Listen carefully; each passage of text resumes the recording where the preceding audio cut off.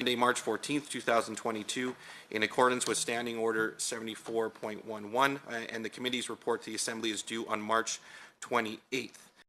And I would like to invite Ms. Rachel Notley, the MLA for Edmonton Strathcona, to provide a 5-minute presentation on the bill, and then I'll open the floor up for questions from committee members.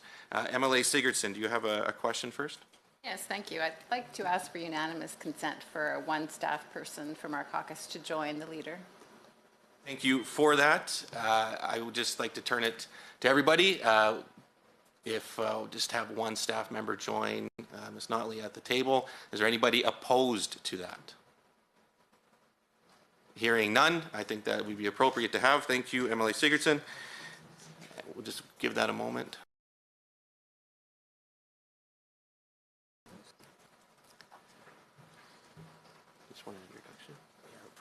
Okay. Thank you, Ms. Notley. We will turn to your 5-minute presentation. If you could just introduce yourself for the record, and then the staff member sitting next to you, and then your 5 minutes will start. You betcha. Thank you very much for that opportunity. Yes, so I'm Rachel Notley, leader of the official opposition and also MLA for Edmonton Strathcona, and I am joined today by Amy Nugent, our Director of Policy and Research for the Alberta NDP Official Opposition Caucus. 5 minutes will begin when you start. Thank you. All right. Okay, so last spring, the Legislative Assembly considered Bill 214, the Eastern Slopes Protection Act. In fact, on April 13th, 2021, almost a year ago, this committee considered this identical bill, the Eastern Slopes Protection Act. And at that time, the committee voted unanimously that the bill should proceed to the Legislative Assembly for second reading and the opportunity for debate within the whole Assembly. Now, a cynic might conclude that members supported the bill last year as a way to send it back into the legislature, understanding that it would not likely ever make its way to the top of the list and be debated as a result of expected. I would like to believe, particularly given the ridings that many on this committee represent, that they actually meant it when they talked about the need to protect the eastern slopes. And it's my expectation that the committee will find now, as it did last year, that this bill is reasonable and that it will protect the eastern slopes and the sensitive headwaters from coal exploration and coal mining. And I'd like to first outline again, only briefly, what Bill 201 would achieve. I'd then like to outline why the actions of the Minister of Energy and the UCP government subsequent to the bill being introduced do not provide the necessary or sufficient protections that people of the province want to see, and why, therefore, the committee should support this bill for a second time. So in terms of what's in the bill, what it includes is this. There's a prohibition on the AER from issuing any permits, including water permits, for coal mining activities across all categories of land in the eastern slopes. In Category 1 and 2 lands, it permanently prohibits new coal mining and related activities and cancels all existing coal leases on these lands. In Category 3 and Category 4, the bill prohibits coal mining and related activities pending the development of a thorough regional plan that is prescribed in law, sets timelines, and requires explicit rules around coal mining, a cumulative effects environmental analysis, extensive consultation with the public, Indigenous governments and communities, as well as municipalities, ranchers, farmers, recreational businesses, and more, a 12-month timeline for sub-regional plans, and the bill would not grandfather in exploration and project applications that are already in play. So, over the last 2 years, and still today, an unprecedented number of Indigenous leaders, municipal leaders, ranchers, environmentalists, country music stars, and a vast majority of Albertans who have been consulted or asked about this have agreed, do not mine our eastern slopes. Albertans said this when the UCP first rescinded the 1976 coal policy and have been consistent on that matter since. Now, on March 4th, earlier this month, the Minister of Energy said she listened to Albertans and that she put a ministerial order in place to protect lands. This ministerial order, however, is inadequate, and to be completely honest, neither the UCP caucus nor Albertans writ large should trust the Minister, the Cabinet, or the Premier on this issue.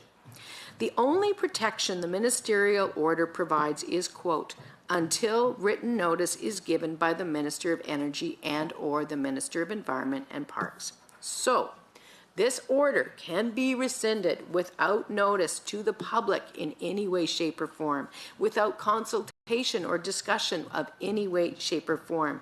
And it also allows several new mining projects to proceed and advance. So contrary to statements by the Minister and the Minister of Energy, the order itself does not require regional plans. It simply says in a preamble that that's what Albertans would like. But that is not what the order itself says. A stroke of the pen by a government that Albertans don't trust is what protects the eastern slopes right now, and frankly, that is not enough. Now, this minister and the government have proven that they will work secretly and that they won't consult either their own UCP caucus these kinds of decisions. The Premier called the coal policy, quote, a dead letter, and then proceeded to issue dozens and dozens of permits and leases.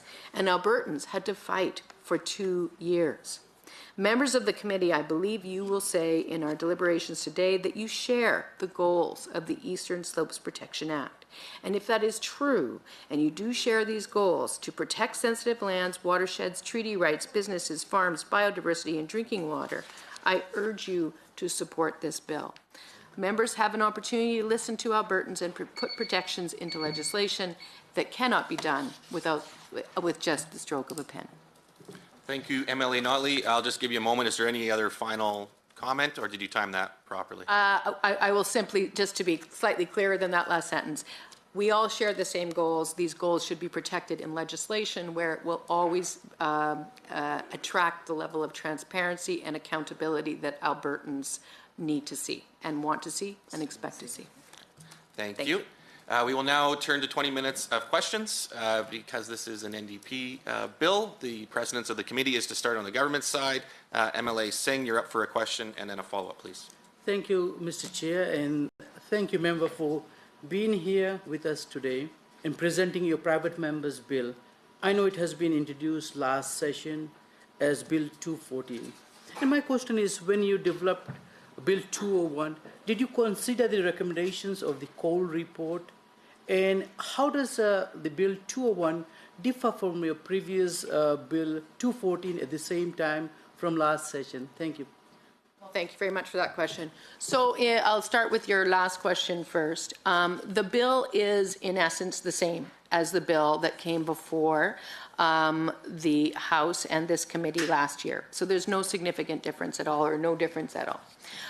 Yes, we did consider the results of the coal consultations that the Minister of Energy engaged in.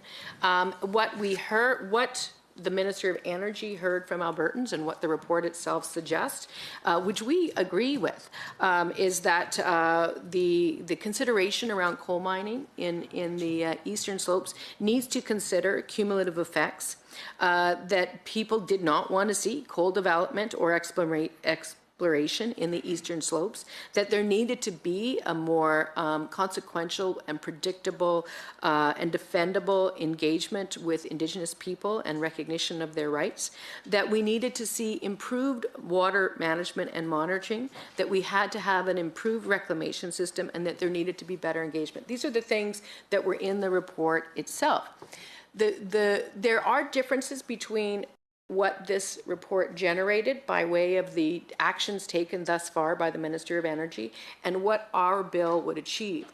One, the Minister of Energy mostly answers these questions, but does not entirely through her ministerial order, because of course she allows for currently approved projects to carry on, or certain ones that were identified, A, and B, the prohibition itself, it does not include an obligation for transparency, accountability, or consultation for that prohibition to end.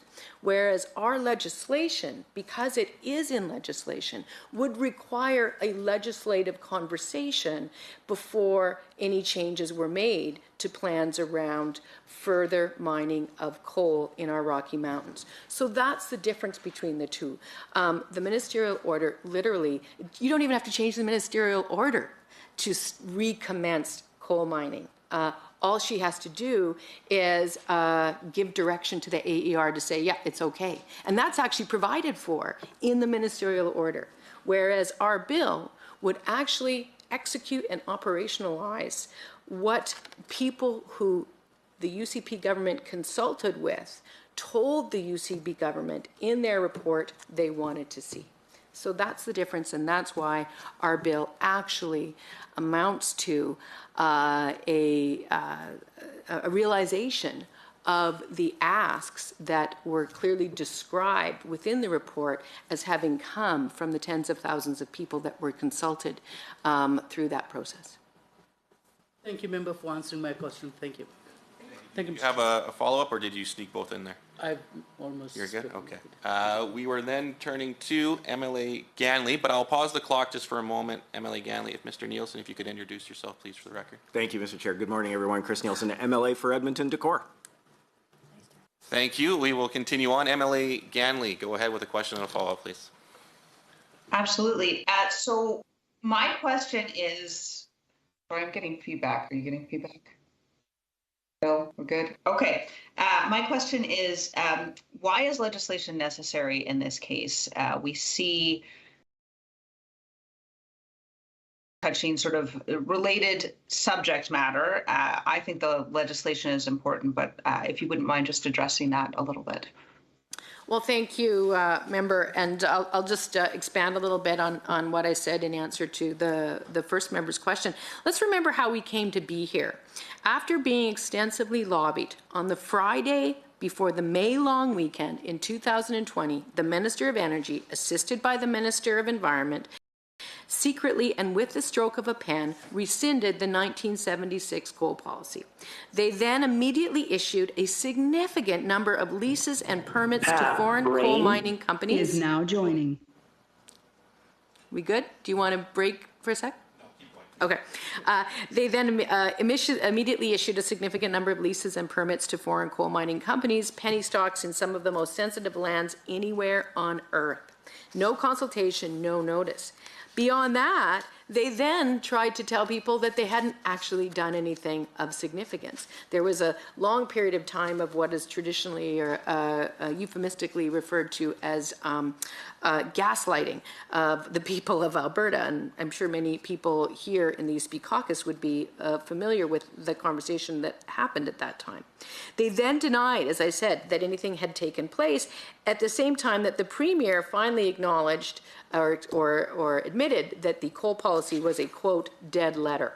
So with the stroke of a pen, a signed ministerial order, the UCP rescinded protections against coal mining in May of 2020. And they didn't consult, as far as we heard, with the UCP caucus before they did that. And they certainly did not consult with the people of Alberta. They didn't consult with the people downstream. They didn't consult with industry downstream. They didn't consult with farmers downstream. They didn't consult with Indigenous people downstream. They didn't consult with the city of Lethbridge downstream. They didn't consult with anybody. And quite frankly, what's in place now with the ministerial order allows for exactly the same process to be repeated at whatever time the Minister of Energy may conclude that she once again has enough political capital to burn. And as we all know in this room, political capital in this province is a rather volatile commodity.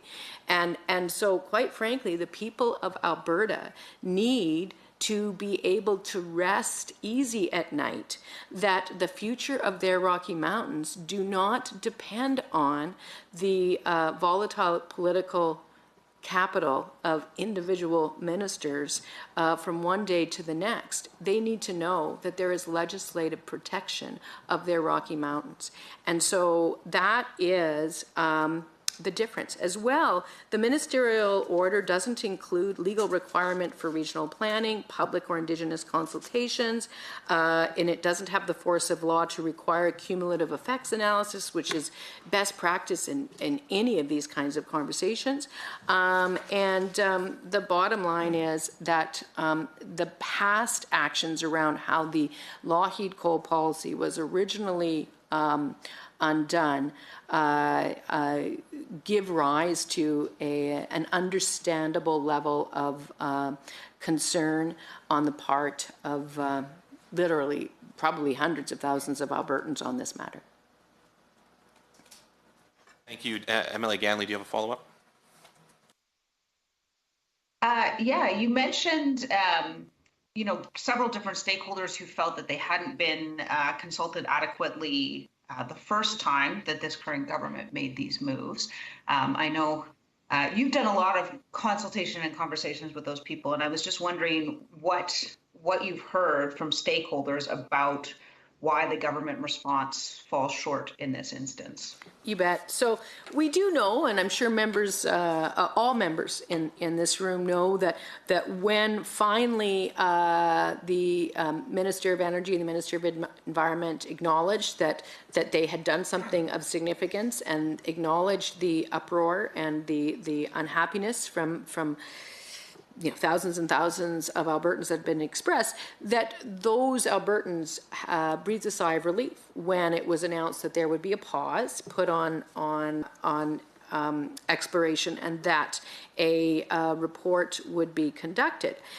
Indeed, as I've already outlined, some of the findings within that report also were supported by a number of folks who had been opposed to the decision originally taken by the UCP Minister of Energy and Minister of Environment to remove the Lougheed coal policy. So that is good. The concern is, what is the vehicle for implementing the recommendations that and the opinions of Albertans that are described in the report? And so what we're seeing is that a lot of the stakeholders now see what we are currently, the state of play that we currently have before us, they see it as temporary relief. They see it as a stopgap measure to protect our mountains. And whether you're talking about Y2Y, whether you're talking about CPAWS, anyway, a broad range of stakeholders, what they are saying is, yeah, no, this is fine. The problem is we need to lock it in. And there is nothing about the current strategy or the current mechanism that's in place right now that in any way, shape, or form reflects something that's locked in. And it's interesting, of course, because up until this point, since the Lougheed coal policy was put in place in the mid-70s, up until this government was elected and chose to act in May of 2020, which, of course, we're talking about whatever that is, 44 years, a policy was adequate.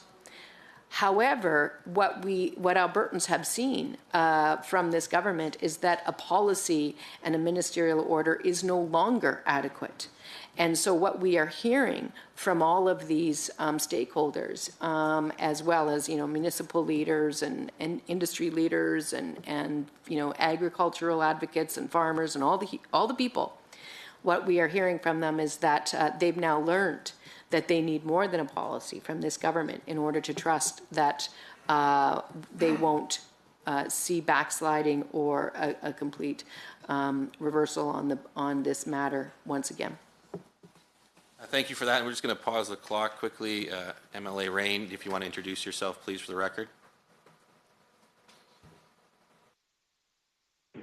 Yeah, this is MLA Pat Rain for Lesser Slave Lake. Okay, thank you for that. And now we will turn to MLA Amory for a question and follow-up. Okay, thank you very much, Chair, and good morning, Member Notley. Thank you for your presentation on Bill 201. Full disclosure for you and the rest of the members of this committee, I did not have the full benefit of participating in the prior discussions or deliberations in relation to Bill 214. So forgive me if I'm going to go a little bit back in time and ask something a little bit rudimentary. I understand that the Coal Policy Committee conducted broad consultations, and based on the briefing notes that I received for this meeting, I note that the committee received substantial input. Notably, more than 170 technical submissions, 1,000 emails, 70 meetings with NGOs, municipalities, roundtable discussions, and bilateral meetings with approximately 35 Indigenous communities and 25,000 survey responses. I consider those to be fairly substantial consultations. Now, I note further that the government adopted those recommendations from the Coal Report, and my question is fairly straightforward based on the preamble that I set forward. I'm a little unclear at this point in time how Bill 201 differs from the recommendations that the government has already accepted in the Coal Report, because I see a significant amount of overlap. And I heard your answer to the member from Calgary East and other members here today, but I'm wondering if you can elaborate specifically on whether or not Bill 201 differs from the Coal Report recommendations that have already been adopted by government, and how. Certainly. So a few things. First of all, the poll report did a good job of summarizing the concerns and the wishes of the many people they consulted, and that's great. I mean, I have no concern about the depth and breadth of their consultation. The ultimate solution, as manifested within the ministerial order, however, does not execute on all of the asks from the people who were consulted. And the way in which that is the case is multiple. First of all, the ministerial order allows for several major projects still to go ahead, including Grassy Mountain, which I will tell you, the vast nobody that the members consulted with, that the Minister of Energy consulted with, said, yeah, we want Grassy Mountain to go ahead. Actually, I shouldn't say that. I'm sure the proponents for Grassy Mountain said that, and a small number of people said that. But the vast majority who were consulted didn't want to see it go ahead. Yet the ministerial order allows for it to still go ahead. Same with Tent, same with Mine 14, same with Vista. That is different from what we are proposing. The second major difference is that our bill would require completed regional planning under the land use framework, whereas the ministerial order does not do that. The ministerial order, if you read the order, I mean, I can't remember if you have a legal background or not. I don't recall. I think you do. But the whereases are irrelevant to any ministerial order, as you would know. It's just what the order itself says. And so the order itself doesn't say a single thing about regional planning having to be completed before the decision is taken. In fact, all the ministerial order says is this is in place until the minister advises the AER that it's not. And so that's actually done within the ministerial order. So the minister doesn't even have to change the ministerial order. So there's not even a subsequent gazetting of the decision. So the fact is that this has been structured in a way to be reversed entirely behind closed doors, without any public conversation, without any consultation, other than through the AER process, which is inadequate right now because it doesn't necessarily link up to the land use framework or to the required Indigenous consultation, nor is there within the AER process a prohibition against approving any of these projects. So there is actually quite a difference. So the report itself, as I said, you described fabulous engagement, fabulous consultation, fabulous levels of feedback, indeed. And the report made a number of good recommendations. But the mechanism that the Minister of Energy put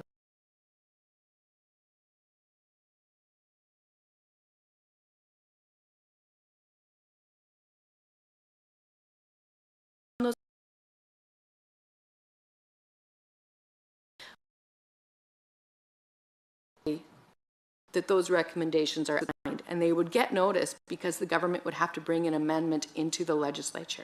And for something as important as our Eastern Slopes watershed and our Rocky Mountains, that seems to me to be a completely appropriate venue within which to make these kinds of decisions. Because I don't think there's a person in this room who doesn't literally feel the integrity of the Rocky Mountains in their heart and want to know that that level of protection exists for them.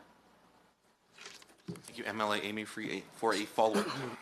Thank you for that summary and the discussion about the whereases and the preamble. I just want to take you back just a little bit more. You mentioned to other members prior to my question that you had conducted your own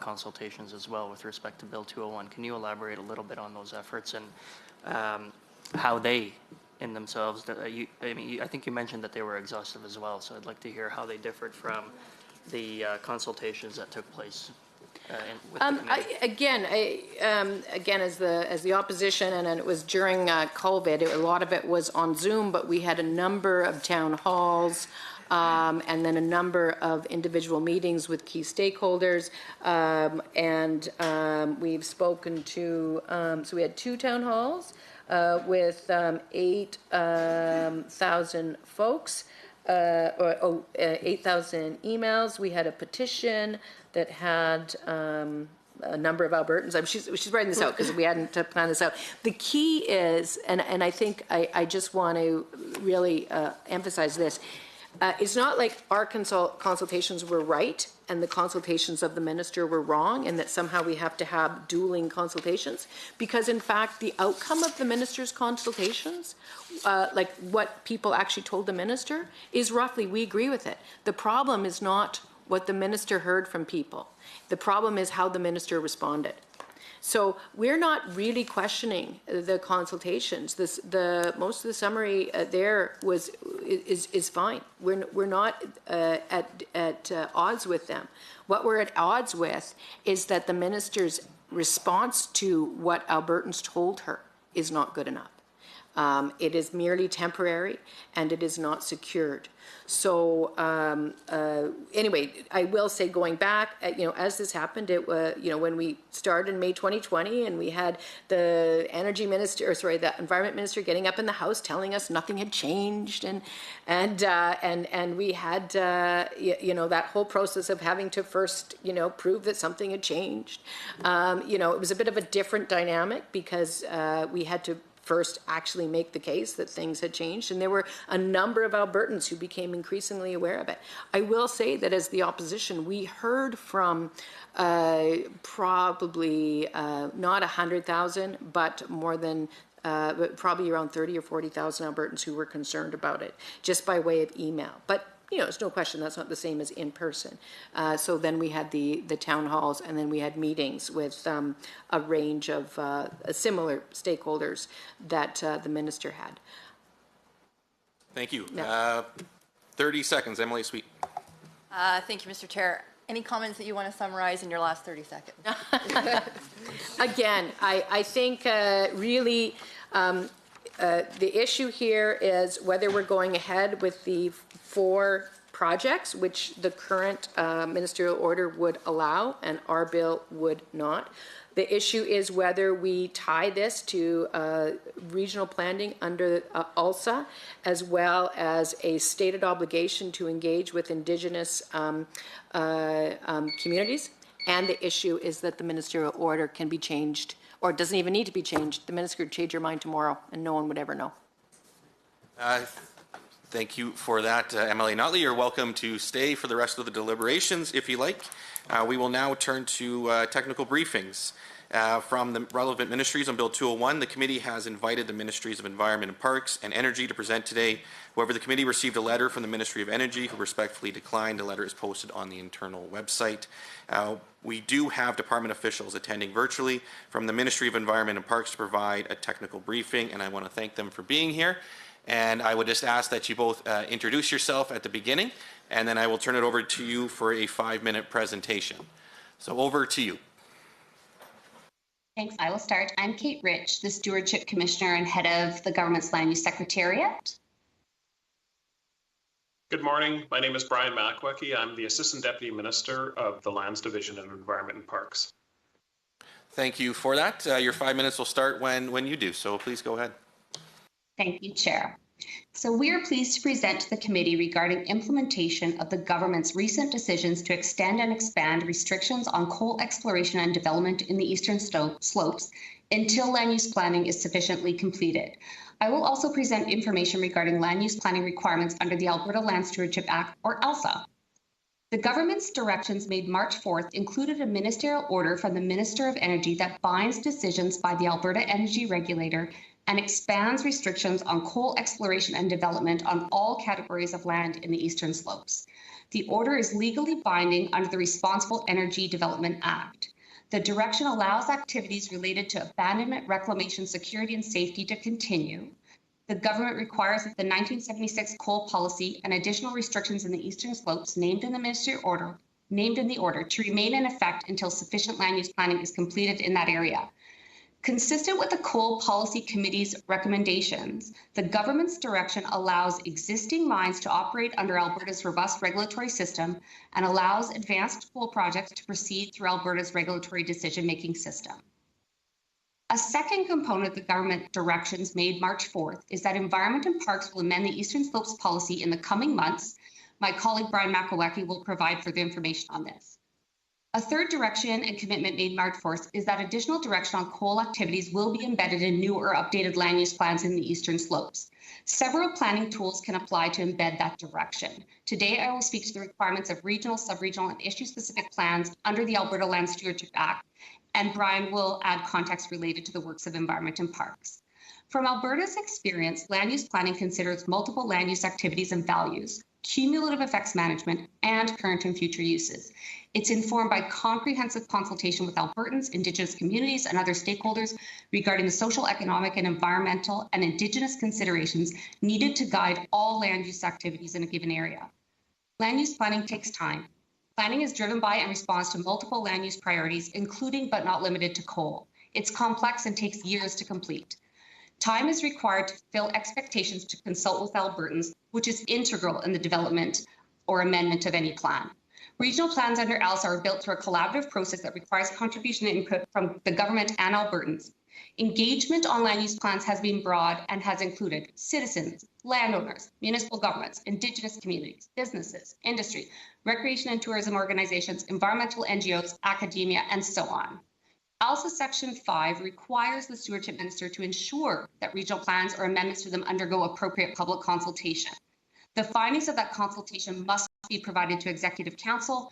Regional plans and their amendments must be laid before the Legislative Assembly prior to decisions by the Lieutenant Governor and Council. Indigenous community involvement in land use planning is an important component of its development. Alberta respects constitutional requirements, and the land use framework further commits to consultation with Indigenous communities whose constitutionally protected rights have the potential to be adversely impacted by land use planning decisions. For the plans currently established under ALSA, development included Indigenous community members being part of regional advisory councils that provide advice to the government, additional consultation through multilateral and bilateral meetings with communities, and Alberta providing capacity funding to Indigenous communities to provide input. ALSA also includes a requirement to ensure that processes to make land use decisions respect all rights to due process, existing rights to compensation, and all appeal provisions in provincial legislation remain in effect. ALSA includes a clear statement that the government must respect the private and other rights of individuals. ALSA is designed to implement complex land use and natural resource decisions as identified in the Act purpose. ALSA's purpose includes providing a means by which government can direct identifying economic, environmental, and social objectives, a means to plan for the future, to coordinate decisions concerning land, species, human settlement, natural resources, and the environment, and enabling sustainable development by taking account and responding to cumulative effects. ALSA establishes clear processes for regional plan preparation and adoption, including scope.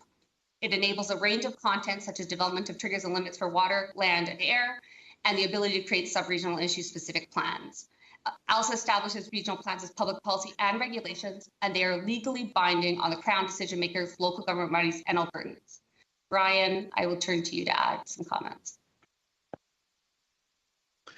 The government directed that the department amend the 1984 Eastern Slopes policy in the coming months by embedding the 1976 coal policy categories in the policy. The guidance from this policy can be translated into regulatory decisions, regional plans, sub-regional plans, and integrated resource plans. Crown lands across the Eastern Slopes are covered in a mosaic of parks and protected area designations, public lands. Sorry, thank you. Do you have just a final concluding line you might want to bring in, or did that time well for you? You were only given 20 seconds. Yeah, I have probably another minute or so if the committee would indulge me. Yeah, looks like we're getting consensus in the room. We'll give you 1 more minute. Thank you. Crown lands across, so the designations in combination with land use plans, management plans, and other policy instruments provide direction to manage the activities to support environmental, economic, and social outcomes. Protected areas have been established in many areas along these slopes that protect Alberta's critical headwaters, species at risk, and provide highly valued recreation and tourism opportunities. Additionally, many of Alberta public land use zones, integrated resource plans, and sub-regional land use plans are within the eastern slopes.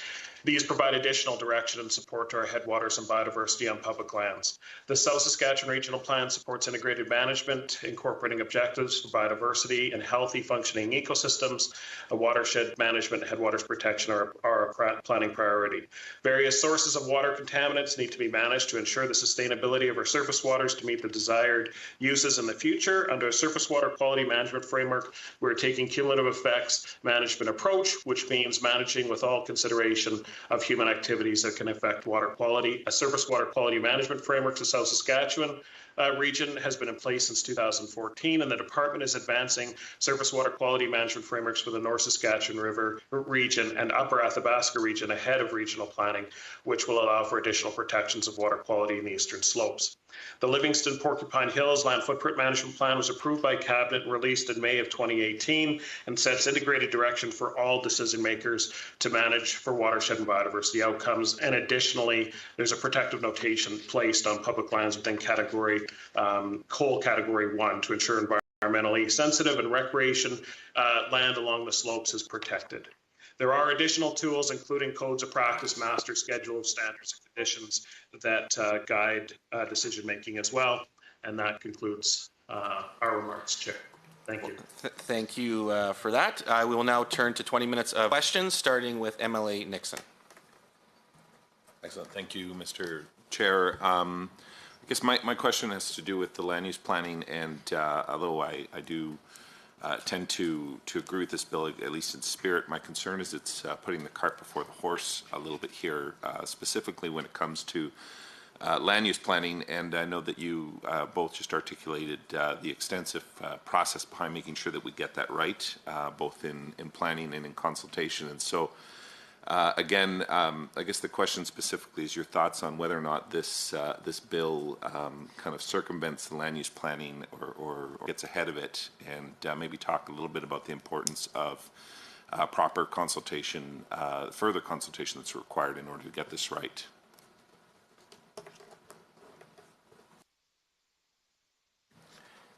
Go ahead, either one of you can jump in. Okay, maybe I will start.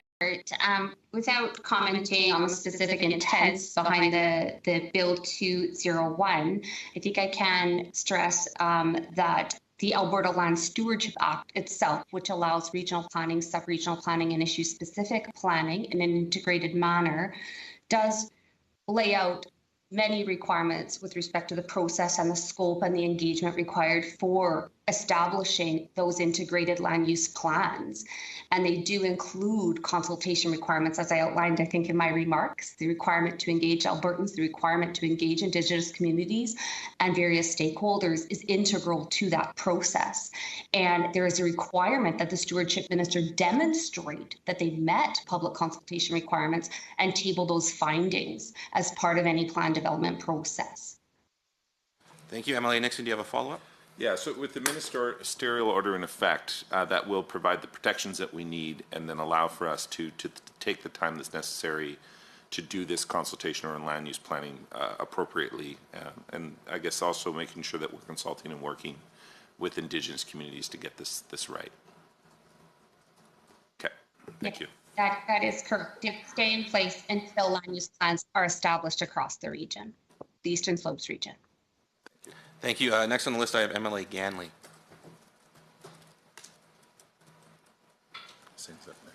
Sorry, many buttons. I was taking extensive notes during your presentation, and I think the open question for me is, so is there a legislated requirement or protection that would require, and when I say require, I mean statutorily, not something that can easily be revoked by a sitting government, completed land use plan and linear disturbance guidelines before the minister could issue written approvals of mines under the ministerial order?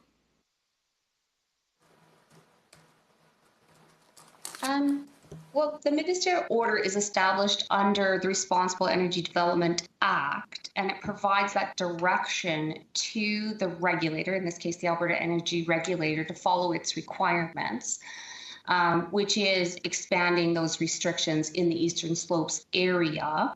It also does commit that it would not be lifted until sufficient land use planning is in place. Coupled with that, we have committed to we got direction to update the Eastern Slopes policy in the coming months, and then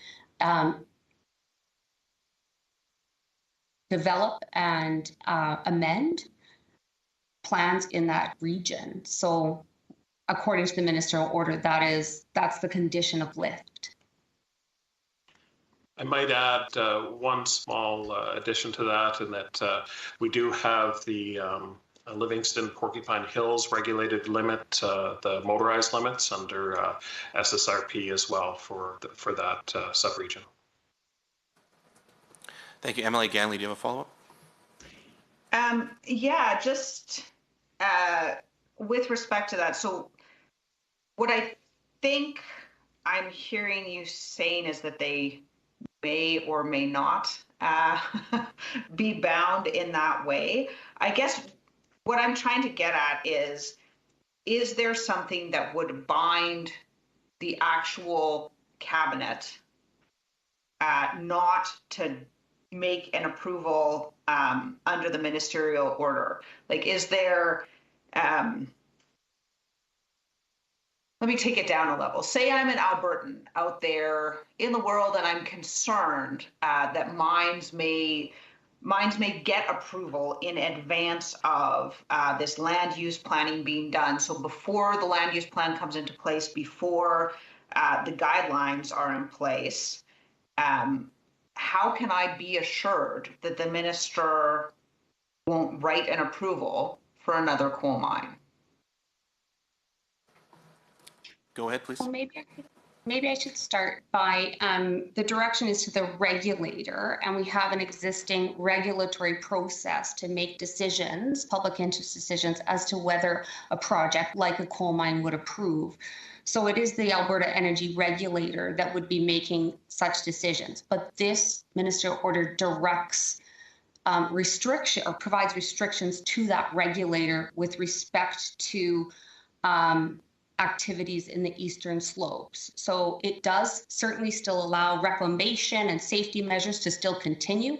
And it does provide some provisions as per the Coal Policy Committee recommendations with respect to existing mines and advanced projects. But for the rest, it is the restrictions there provided to the AER to not advance such projects under this order. Thank you for that. We're going to MLA Singh now. Thank you, Mr. Chair. And thank you, Department of Environment and Parks, for being here with us today and answer our questions. Can you please explain what actions the government is taking with regard to the recommendations in the coal report? Please go ahead. Maybe I'll start to reiterate first and foremost. In response to the Coal Committee report, direction provided March 4th was to restrict coal exploration and development activities. That addresses the committee's first recommendations and allows for land use planning to be completed, again, in alignment with the committee's recommendations.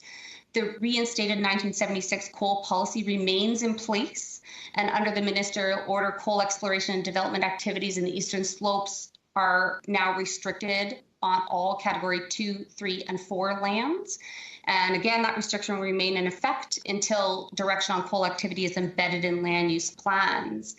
And I will repeat again, we intend to update the Eastern Slopes policy to embed the 1976 coal categories and in time take that, undertake land use planning. In addition, there are various recommendations with respect to water management, ongoing reclamation, etc. And maybe just some highlights. Maybe Brian could provide a highlight or two about surface water quality management frameworks, and we have our ongoing monitoring, etc. So Brian, do you want to talk about the frameworks? Sure, I'll add a little bit more on the frameworks. The department initiated the development of water management frameworks for the North Saskatchewan and Upper Athabasca watersheds last year. We've been working with the public, doing public engagement, had numerous sessions, and essentially those frameworks are going to be established to ensure that there's clarity on the water management and water quality objectives, ensure that that there's transparency in that approach, and that there's a system in place that essentially watches for changes to water quality through whatever use or whatever conditions might impact the change in water quality, investigates the change in that water quality should it come to our attention that there is a change, and then initiate a management response to that, so that actions could be taken as necessary, if necessary, to ensure that water quality is managed. Thank you. Remind me, MLA Singh, did you get a follow-up in? Yeah, I do have a follow-up here. Go ahead. I know you have answered my next question partially, but in addition to the 1976 coal policy, what environment protections are there in place around coal development in Alberta, and more specifically on the eastern slopes? Maybe I'll start with that again. So Alberta's got a rigorous regulatory process in place to assess the potential implications of proposed projects. And if they are deemed to be in the public interest, approvals and other authorizations and conditions are granted with appropriate rules and limits and oversight to protect our environment. So the process includes things like an environmental impact assessment for large-scale projects like coal mines. That's a multi-year process with significant consultation with the public, Indigenous communities, and others. And it really does inform that public interest test of whether a major project is in the public interest, considering environmental, social, and economic impacts and benefits.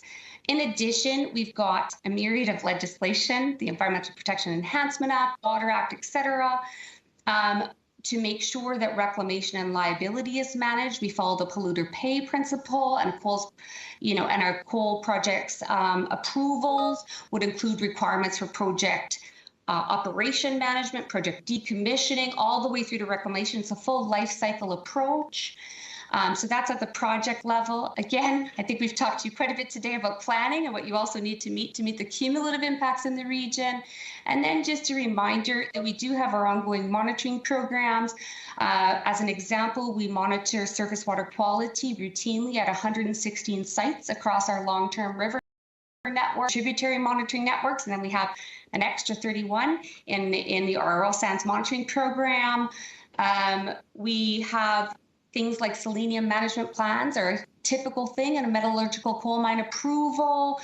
I could go on and on about our regulatory process and our oversight, so maybe I'll leave it there. Thank you for answering my questions, and thank you, Mr. Chair. Thank you, MLA Singh. MLA Sweet, please go ahead. Thank you, Mr. Chair. And actually, I would like to follow up on the water monitoring. I've said this in the chamber before, and I will say it again. I was born in Sparwood, and I understand what has happened in the Elk Valley region in relation to leaching of selenium, the impact that it's had on the economy, on the tourism industry, on the environment, and the negative impacts that it's had on many wildlife in those zones.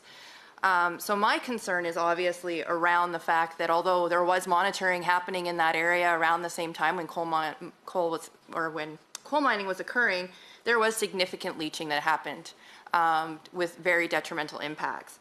So my question would be, to follow up on the comments that were just made, is instead of reacting to what could potentially be very devastating for our economy in Alberta, what is going to ensure that we don't have a similar scenario that happened with tech industry in the Elk Valley?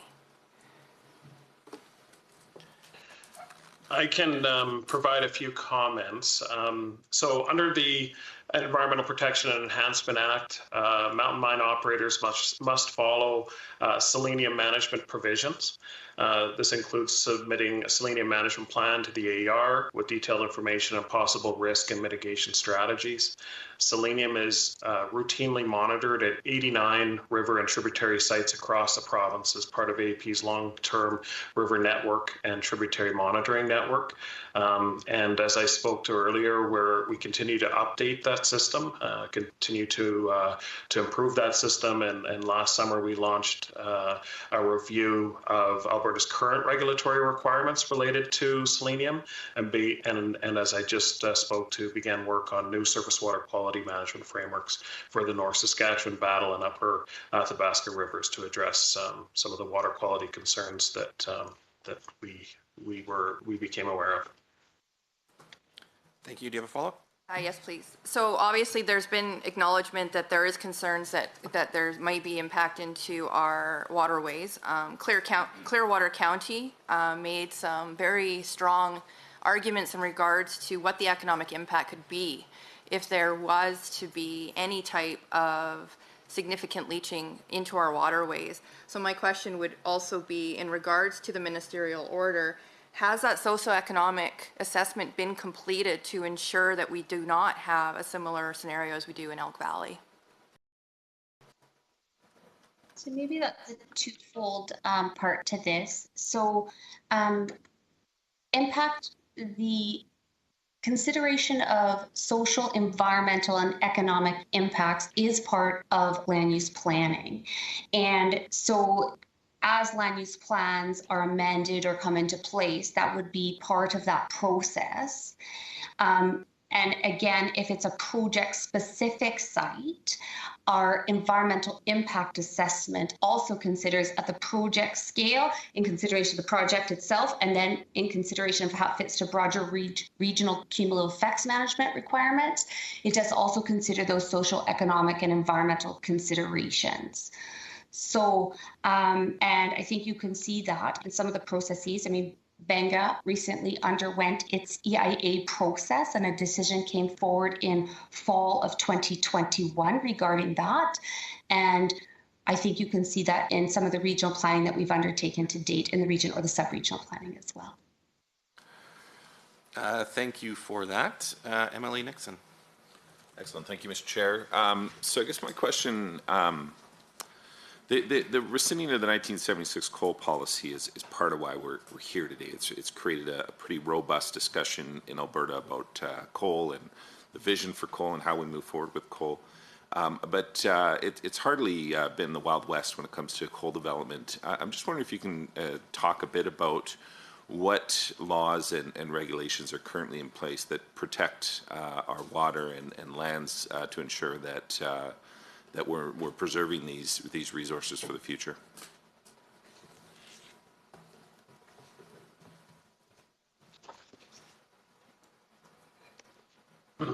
Well, first maybe I'll start with the work that we are undertaking to address to move the coal categories into the East Slopes policy. This will embed them in that policy to ensure that as future plans are undertaken, that the existing policy direction is included in that planning.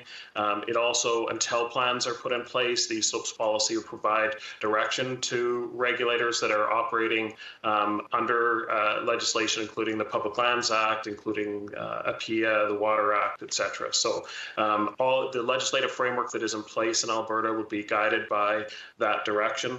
The Alberta has a rigorous regulatory process in place to assess potential impacts of proposed projects, and if deemed in the public interest, ensure that appropriate rules, limits, and oversight are in place to protect our environment. This includes an environmental impact assessment for large-scale projects, a multi-year process that includes significant consultation with the public and Indigenous communities. The EIA process, environmental impact assessment process, informs the decisions of whether major projects are in the public interest, considering the environment, economic and social impacts and benefits. Thank you. Do you have a follow-up? Yes, I do. So just, I think part of the concern here is, at least what I'm hearing from the opposition, is that we're going to somehow just pull back on the ministerial order and just open it up for wide-scale coal development in the Rockies and blow up mountains, I think is what we've been accused of. I don't think that that's even possible with the current laws and regulations based off of my reading, and obviously we want to make sure we get this right. So my follow-up question is in regards to the timing of the land the land planning, and we talked about the potentially taking years. I'm wondering if you can kind of get into a little bit more detail about how long this is going to take and where we're at in the current process. All right, so maybe I'll start. So again, as a first step, the Eastern Slopes policy will be amended in the coming months to embed the coal categories from the 1976 coal policy and provide direction to include the categories and land use plans for the Eastern Slopes. So that's in the coming months. That will be complete. And again, I just want to stress the Eastern Slopes policy provides overarching guidance for the area, and the guidance can be translated into regional plans, sub-regional plans. It can also provide direction to planners and regulatory decision makers. And then we will be, second step is we'll be considering the coal activity along with other activities and land uses in land use plans over the coming years. And again, land use planning does take time to consider everyone's input and cumulative effects management and the integration of social, economic, environmental, and Indigenous considerations.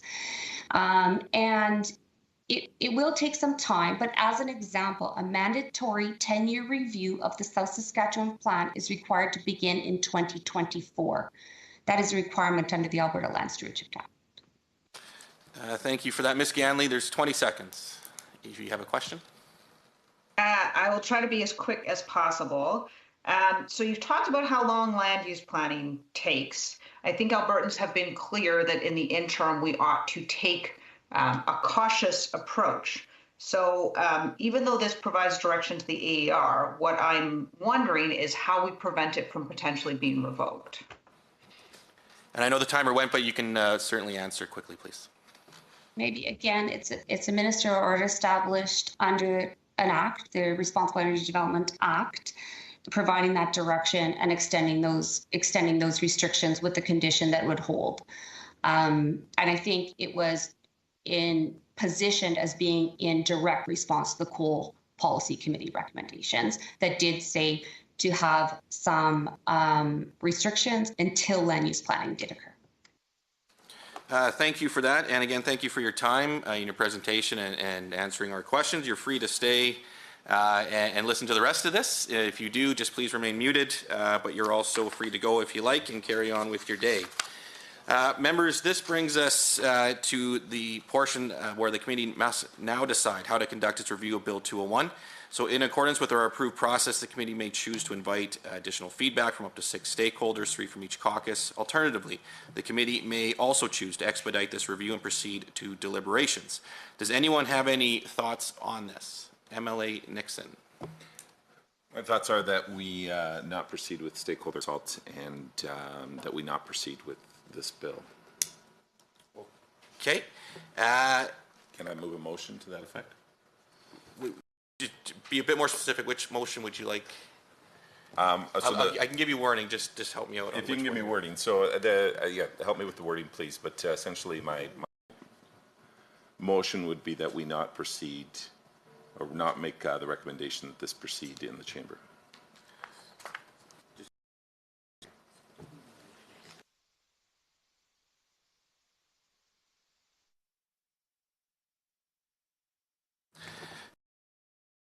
So, if we're able to get this up on the screen,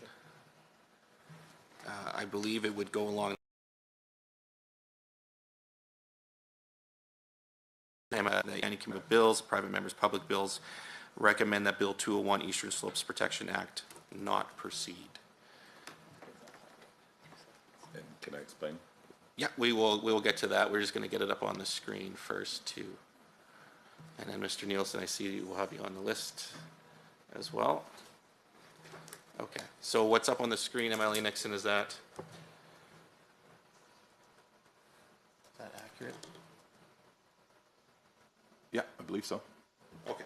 So then I think for the record, why don't you read that into the record, given that's the motion that you want to make, and then you can proceed with explaining some rationale here. I move that the Standing Committee on Private Bills and Private Members' Public Bills recommend that Bill 201, Eastern Slopes Protection Act, not proceed.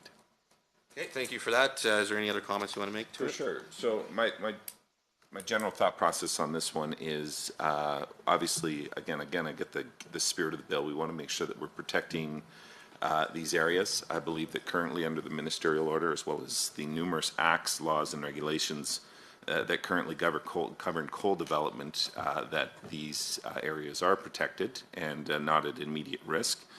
And so my thought process is that we need to make sure that we get this right. I think the government's been accused in the past, certainly with the rescinding of the 1976 of in haste without appropriate consultation. And one of the things that I got very clear from the report and from conversations with my community is the need to make sure that we're doing proper consultation, especially when it comes to land use. So that's why I'm not wanting to move forward on this hastily. Again, I think we're putting the cart before the horse. Let's make sure that we slow down, we do the land use consults properly, that we include Indigenous communities in those conversations, and that we get this right. And so that's why I'm recommending that this not proceed. Okay, thank you for that. Mr. Nielsen. Thank you, Mr. Chair. I have several thoughts here. First, I guess I'm confused how the committee, when it first reviewed this bill last session, agreed that it needed to proceed to the House for debate, and we essentially have the same bill in front of us. Now, all of a sudden, there seems to be a thought process that it shouldn't proceed. So that's a little confusing, a little contradictory there. During the course of the presentations, what I heard was you know, a ministerial order is in place, there's protections in place, those can't be, you know, changed or anything like that. But what I didn't hear during that was that there is no language in place that prevents a minister from rescinding the ministerial order, thus shooting everything else down, you know, into the garbage. So that in itself, and every member knows at this table, I always get hung up on the language. What does it say and what doesn't it say? And there's no language that says to prevent a minister from rescinding the order, which throws out all the other stuff, which I don't disagree with. Right now, the ministerial order is protecting those areas. As soon as that ministerial order is gone, all bets are off. So that's a big concern. As I've always said, our job is to craft language in such a way so that when all of us are gone, when we're not around and not available to answer questions, can somebody read the language and interpret exactly what we know today? That is the purpose of what we have to do when we're creating this language. I also heard during the presentations, and this is certainly not a slight against anybody, this is just the way things have developed over the decades, but we seem to be in a position of being reactionary rather than prevention when it comes to potential spills or contamination, things like that. And so, I mean, when we're talking about our water, I mean, this is the one necessity that every living thing on this planet requires to continue. Once that water is contaminated, that's it. It's done. Like, you know, at that point, you're simply trying to negate just how far the damage will go as quickly as you can, rather than just simply taking the position of let's not even have to worry about that to begin with, putting people at risk, animals at risk, businesses, farmers, business, all of that. You know, I've always said it always takes just one example to say that it can happen. And my colleague Heather Sweet pointed to that over at Elk Valley. We have the example. We've seen what happens when it goes wrong. At that point, we should be responsible and simply prevent it. And the last final comment I'll make around the proper consultation, especially around the 1976 coal policy.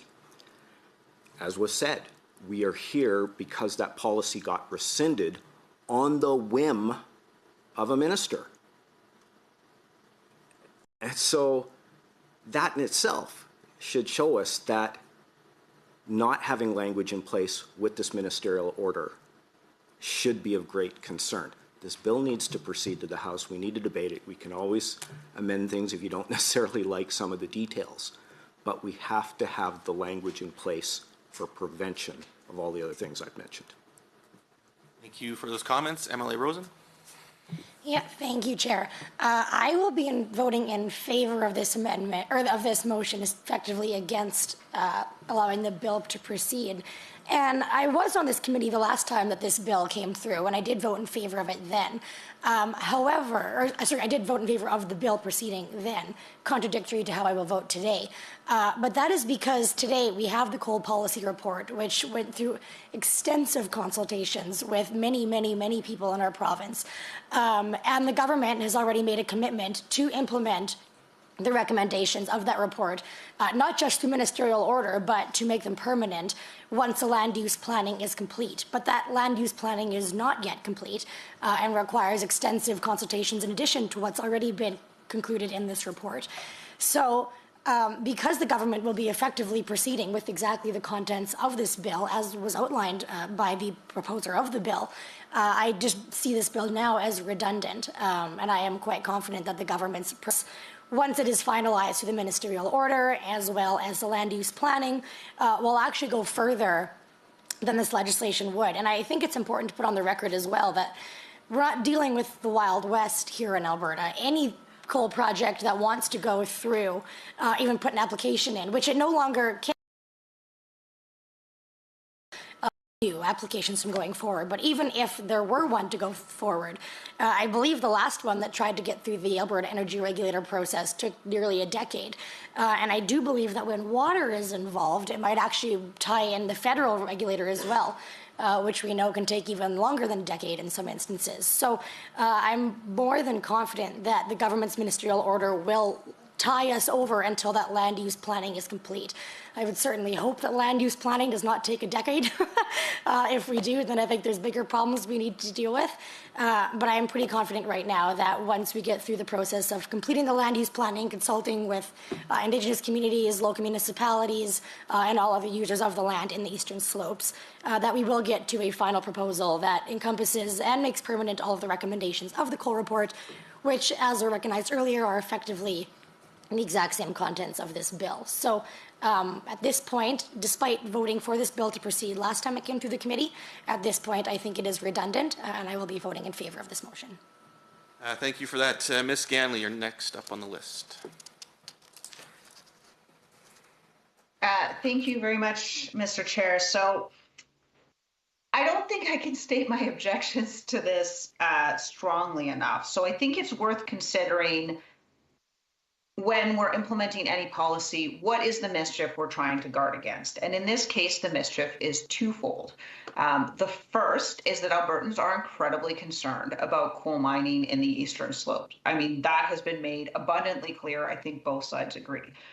The second form of mischief is protection that can be revoked with no notice to the public. Part of the reason the public reaction to this was so strong was that it was done sneakily and in secret. The government did it on the Friday before a long weekend. There was no consultation. There was no conversation. There was just, whoops, protection that's been in place since 1976 has been revoked. So I think there's two types of mischief we're attempting to guard against, and the ministerial order, which is presently in place, doesn't guard against either.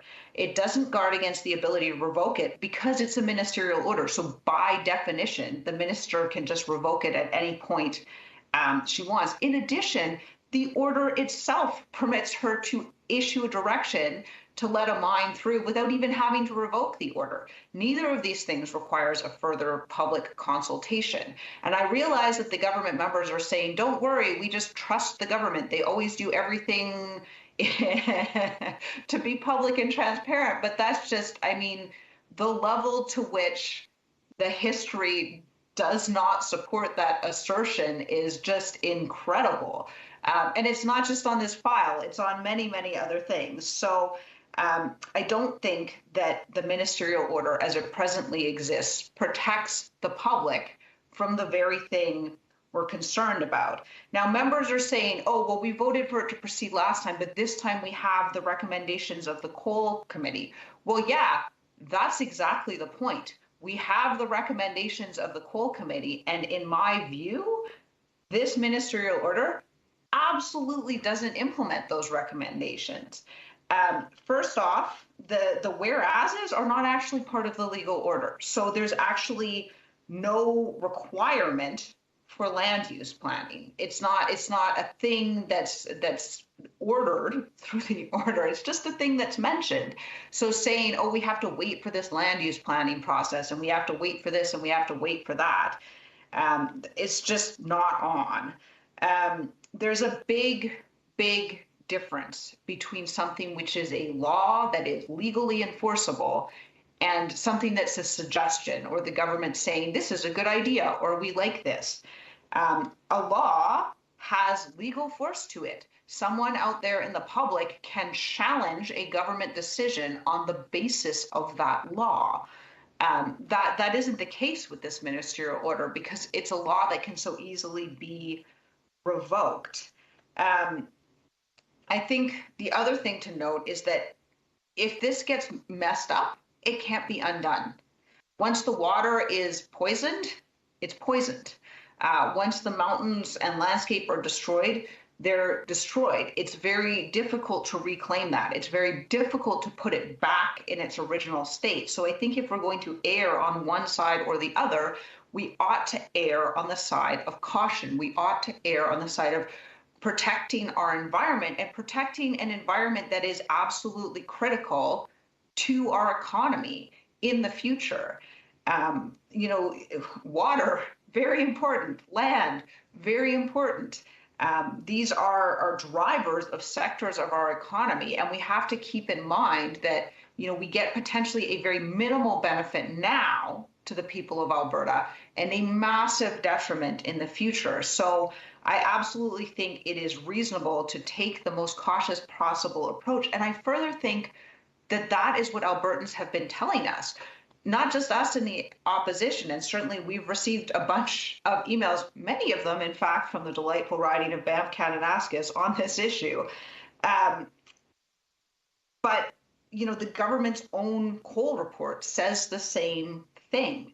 Albertans want protections. What we're debating here is whether or not this ministerial order is sufficient protection. And I think it's clear, and I think the history of this matter, wherein a policy was previously revoked, wherein the government claimed, don't worry, we put it back into place, but actually we let a bunch of projects through that we're just not going to mention. I think it's incredibly problematic. I think the ministerial order is woefully insufficient. And I think the fact that the members of this committee aren't even willing to have that conversation in public, in the legislature, in front of Albertans, I think that's a huge problem. Thank you, Ms. Ganley. Mr. Nixon. Excellent. Thank you, Mr. Chair. I'm pretty sure this debate is public. I'm on the record right now. So, yes, we are having this discussion right now in public, and I think it's a pretty important discussion. So thank you to the last member for her comments. I guess I'd like to say have a little bit of faith in democracy. I think the concern that the minister is just going to go and rescind this, at the end of the day, it was actually government members alongside opposition members, albeit, that did push back and push for further review when it came to after the rescinding of the 1976 coal policy. And that's what led to this robust discussion that we're having under this government about how we move forward with coal and coal development and how we further protect our land and water. So it's this government, these MLAs, that are pushing this discussion. And the reality is, if we had not rescinded the 1976 coal policy, we probably wouldn't be having this conversation right now. And I believe that a lot of the projects that have been brought up and raised as concern at my office were actually working through the regulatory process under the previous government, under the NDP government. So thank you to the government members that have been such big advocates on this issue and making sure that we move forward in a responsible way in protecting our land and our environment. I believe that if we were just moving forward and passing this legislation quickly without doing the proper consultation, if this was a government member bill, the opposition would be criticizing us right now for not taking the proper time to do this properly and consult. We need to make sure that we do this right, that we plan the land use and do the proper consultation around all of that, and that is absolutely critical. So I'm not going to play political games with this anymore. This is the environment. This is my kids' future, their environment, their backyard. We need to make sure we slow down, get this right, and that's again why I'm. Thank you. Thank you, MLA Nixon. MLA Sigurdsson, go ahead. Yeah, thank you very much, Mr. Chair. Well, certainly, if we just look at what a ministerial order is, we know that it is an order that the minister can change and implement. They don't even have to take it to cabinet. It's certainly not legislative. It's not a bill that is law. That Member Ganley explained about that process earlier. So it isn't, you know, it's just not hoping for the best intentions of the minister. That's not what we do as legislators here. We want to make sure that the Rockies are protected, and certainly Albertans have spoken very clearly about this, and this is extremely weak legislation. It's just a ministerial order. A bill like Bill 201 would have teeth, and it flies in the face of what government members are saying. This ministerial order does not protect the eastern slopes, our watersheds. It doesn't do that. It gives no legal requirement for regional planning, public or Indigenous consultations. It does none of that. Bill 201 does, and it does not have the force of law required to look at cumulative effects of analysis. And frankly, I don't trust the government, and I don't believe that they are necessarily going to have my best interests, my children's best interests, and that's why we need to make it a law, and that's why we need to pass Bill 201. Thank you, Mr. Chair. Thank you for that. I don't have anybody else on the list, so I'll just pause for a moment. Is there anybody else who'd like to make comments? Hearing none, I'll move to the question. MLA Nixon has moved that the Standing Committee on Private Bills and Private Members' Public Bills recommend that Bill 201, Eastern Slopes Protection Act, not proceed. I'll call the question. All those in favor in the room, please say aye. Aye. All those opposed in the room, please say no. No. And moving online, all those in favor of the motion, please say aye. Aye. Aye. And Aye. I'll count that as one vote. All those opposed online, please say no. No. Thank you. That motion is carried. Could I request a recorded vote, Mr. Chair? Absolutely. That was 3 quick requests for a recorded vote. I will just start with my right, and then I will move online and ask each member to vote, just based on how I see them on the list. MLA Nixon. In favor. In favor. MLA Amory. In favor. MLA Rosen. In favor. MLA Singh. I support. Thank you. MLA Nielsen. Against. MLA Sweet. Opposed? MLA Sigurdsson. Against. Thank you. And moving online, I'll give just a bit of a pause as I go through this to make sure everybody can get through. MLA Ganley. Opposed. Thank you. MLA Gottfried. In favor. Thank you. MLA Rain. In favor. Thank you. Mr. Chair, for the motion 6, against 4. Okay, thank you for that. The motion is carried. Members, the committee has now concluded its deliberations on Bill 201 and should now consider directing Research Services to prepare a draft report, including the committee's recommendations. Would a member like to move a motion to direct Research Services to prepare a committee's draft report? We do have a draft motion. MLA Singh, thank you, has moved that the Standing Committee on Private Bills, Private Members' Public Bills, A, direct Research Services to prepare a draft report on the committee's review of Bill 201, Eastern Slopes Protection Act, which includes the committee's recommendations, and B, authorize the chair to approve the committee's final report to the Assembly on or before noon on Friday, March 25th, 2022. Any discussion? Hearing none. Yes, Emily Sweet. Mr. Chair, just for clarity, the opposition would like to do a minority report. Is this where we notify the committee that we'll be doing that? We'll give you the date shortly after this motion as to when that can be submitted to be included in the report. But it doesn't need to be included in this motion, right? No. Okay. Any other questions? All right. All those in favor of the motion in the room, please say aye.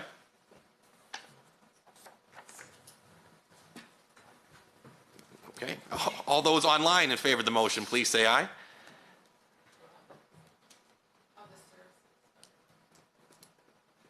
Okay. Anybody online opposed, please say no. That was a 1-0 vote. Okay, that motion has carried. Okay.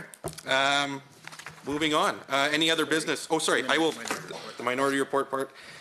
Before we move on to the next agenda item, I would note that the members that any minority reports should be provided to the committee clerk by noon on Thursday, March 24th, 2022. Any other business to discuss? Hearing none. The date of the next meeting is at the call of the chair. Can I get a motion to adjourn? MLA Nixon has moved that the meeting be adjourned. All those in the room, please say aye. Aye. Anybody opposed in the room, please say no. Same question online. All those in favor, please say aye. Aye. Aye. Anyone opposed online, please say no. The motion is carried and the meeting is adjourned. Thank you.